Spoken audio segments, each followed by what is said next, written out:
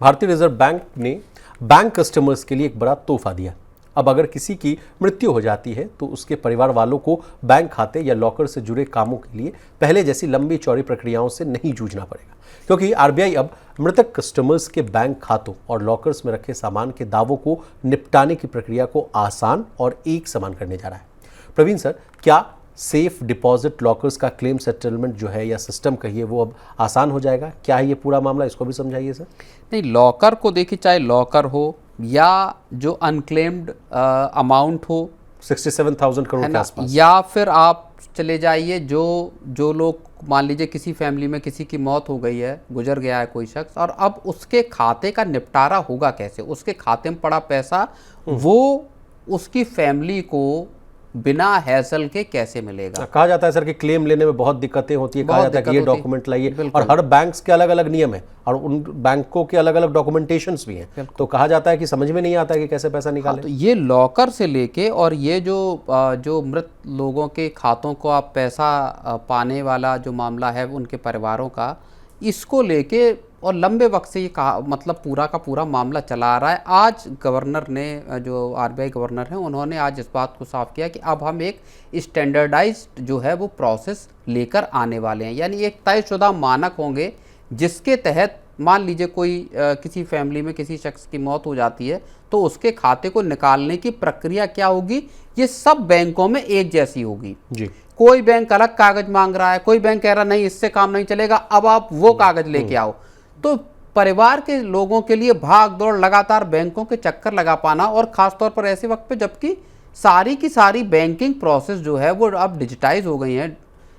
Online चीज़ें हो गई हैं, मोबाइल बैंकिंग के जरिए हो जाती है। लेकिन सर फिर भी देश का एक तबका ऐसा है जिसको अभी भी उतनी नॉलेज नहीं है। जैसे मान लीजिए एक आदमी मृत्यु हो जा रहा है, मर जा रहा है सर, लेकिन उसके पहले भी एक नियम है कि भाई आप अपना नॉमिनी बता दीजिए, नॉमिनी बता कर जाइए, नॉमिनी को मतलब लिखवा दीजिए बैंक में, तो आप कुछ होता है तो आपको आपकी जो नॉमिनी उनको पैसा मिल जाएगा। लेकिन बहुत लोगों को नहीं पता है भाई इस एफडी चाहे नॉमिनी हो या नॉमिनी नहीं है तो बाकी की प्रोसेस हो। मान लीजिए किसी ने नॉमिनी अपॉइंट नहीं किया, वही तो, लेकिन नॉमिनी का अपॉइंट करना भी उसका वारिस हो जाना नहीं होता है,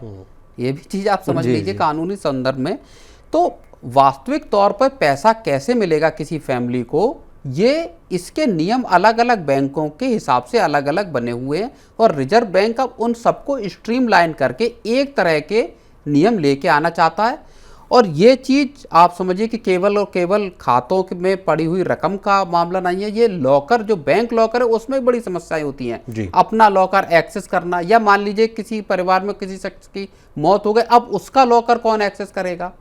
कैसे फैमिली उसको एक्सेस कर सकती है। तो ये तमाम चीज़ें हैं जिसको स्ट्रीमलाइन करने की या कस्टमर सेंट्रिक जो इनिशिएटिव हैं वो रिजर्व बैंक के गवर्नर ने आज उनमें बहुत ज़्यादा राहत देने की एक बात कही है। अब प्रवीण सर कस्टमर सेंट्रिक की बात कर रहे हैं तो जनधन अकाउंट वाला भी मामला आपसे समझ लेते हैं। कहा जा रहा है कि 10 साल पूरे हो चुके हैं जनधन अकाउंट वाला मामला, तो अब री-केवाईसी करने को लेकर भी बहुत लफड़ा होता था, उसको भी स्ट्रीमलाइन करने की प्रोसेस को शुरू करने की कोशिश की जा रही है। वो वाला मामला क्या है सर, वो भी आप समझा दीजिए। बिल्कुल, उसमें रिजर्व बैंक गवर्नर ने ये कहा है कि जो सब पंचायतें हैं वहाँ पे कैंप लगेंगे, स्पेशल ड्राइव लगेगी, जहाँ आप जाकर अपने जो डॉक्यूमेंट देकर अपने खातों की केवाईसी दोबारा से करा पाएंगे। री-केवाईसी होता क्या है सर, पहले आप री-केवाईसी मतलब 10-12 साल हो गए अब आपके, और अब आपके जो खाते पे अब ये लग रहा है कि सारे डॉक्यूमेंट आपके मान लीजिए पता, नाम या बाकी चीजें वो सब वही हैं, मोबाइल नंबर, आधार, वो सब चीजें वही हैं, या उनमें कोई बदलाव है तो आप एक बार बैंक आकर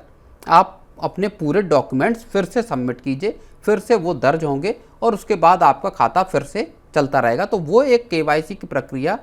वो ड्यू है, और उस वजह से ये भी बार बार बात आ रही थी कि जो डीबीटी है या जो बहुत सारे जो सरकार की तरफ से सीधा पैसा खातों में आता है उसके भी अटकने की संभावनाएं या आशंका बढ़ गई थी, चाहे किसान सम्मान निधि का भी मामला क्यों ना हो। तो अब वो री-केवाईसी होगी कैसे, बहुत सारे परिवारों के सामने परेशानी हो गई कि अब हम कहाँ बैंकों के चक्कर लगाएं जी। तो आज गवर्नर साहब ने ये कहा है कि आप जो पंचायतें हैं वहाँ पे ही कैंप लगेंगे इसके,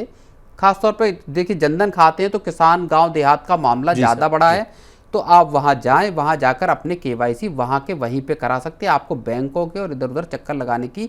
ज़रूरत नहीं होगी। जी, तो यानी तो ये एक गांव देहात की जो बड़ी आबादी है उसको 55 करोड़ के लगभग खाते हैं। Sir, exactly. और सर बहुत डर था कि ये खाते इनऑपरेटिव हो सकते हैं, इनएक्टिव हो सकते हैं, इस वजह से उस शंका को दूर करने की कोशिश। इस जो समस्या थी इसको सरकार के लिए भी देखिए बड़ा चैलेंज हो जाता अगर बड़े पैमाने पे खाते इनऑपरेटिव हो जाते और खबरें उस तरह की आती कि साहब आप 55 करोड़ खातों की खोलने की तो बात कर रहे हो लेकिन उसमें ज़्यादातर खाते इनऑपरेटिव हो गए, बंद हो गए। तो सरकार को जनधन की जो सक्सेस है और बेसिकली वो मैसिव सक्सेस है,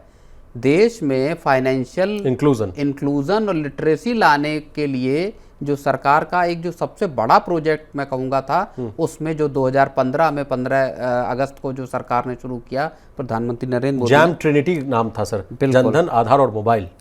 तो वो उसकी सफलता भी इसी पे टिकी हुई है कि आपके जितने ये 55 करोड़ खाते हैं ये चलते रहें, इनमें पैसा आता रहे, लोग इसमें ट्रांजैक्शन करते रहें जी। और इसीलिए आरबीआई ने अब इसकी व्यवस्था शुरू की है कि आप कहीं पे भी अपने जो कैंप लगेंगे, स्पेशल ड्राइव होगी, वहाँ जाएं और वहाँ जाके अपना खाता फिर से आप रिवाइव करा सकते हैं जी। तो यानी सर अब उम्मीद करें कि जिस तरह से जो अनक्लेम्ड पैसा है 67,000 करोड़ के आसपास या हजारों करोड़ के आसपास, उसमें उस संख्या में कमी आएगी।